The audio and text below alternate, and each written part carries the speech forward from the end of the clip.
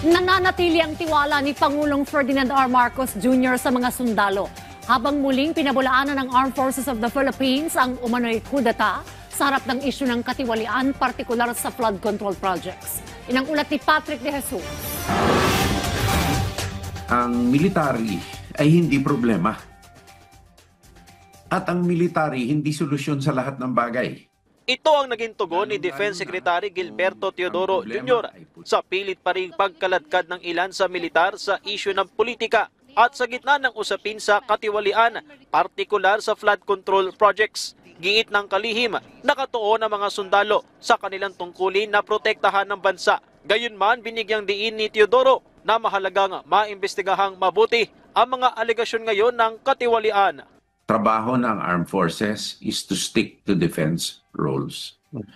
And although not naturally the public demands accountability, that is the primary responsibility now of all the investigative agencies to be credible and not to allow perceptions na ang perception na may kinikilingan or may tinatago na mag-impluwensya ng disinformation. Sinabi naman ng Association of Generals and Flag Officers na hindi kinakatawan ng karamihan ng mga retiradong sundalo ang panawagan ng iilan na tumiwalag ang AFP sa gobyerno, bagamat may kalayaan na magpahayag ng saloobin ang mga dating opisyal ng AFP. Dapat naman daw na suriin kung may tuturing ang ilan sa mga ito bilang pag-uudyok o inciting to sedition.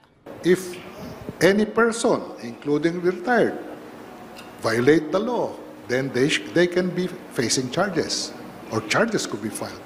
When people would start to give out fake news, misinformation, disinformation, malinformation on a false premise that the AFP could not perform its mandate and they would like to incite the people to armed rebellion, we are not taking the sitting down. We would check if there's any violation of law.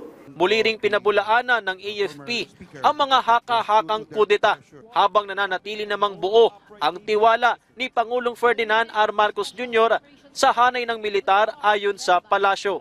Nagpe-prepare po tayo for territorial defense, alerto po tayo at handa, even for HADR. At hindi po tayo naaapektuhan ng anumang ingay. May tiwala po ang ating Pangulo sa ating mga kasundaluhan na sila po ay mananatiling matatag at ang kanila lamang na ipasusunod ay kung ano po ang sinasabi ng konstitusyon. At lahat naman po tayo, hindi lamang po ang kasundaluhan ang galit sa korupsyon. Patrick De Jesus para sa Pambansang TV sa Bagong Pilipinas.